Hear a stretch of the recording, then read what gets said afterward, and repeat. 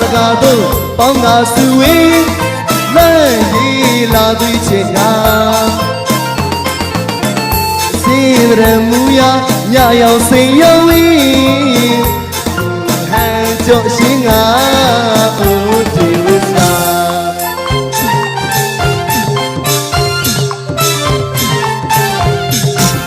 လက်မမကူအလောက်မြစုပမာလာတဲ့ဖူဆောင်တွေနောင်နောင်သူယုံသာမြင်နေဘဝ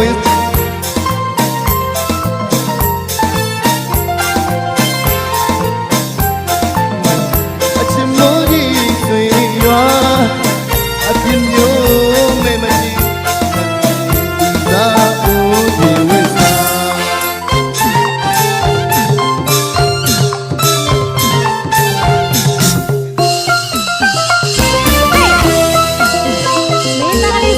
说完了。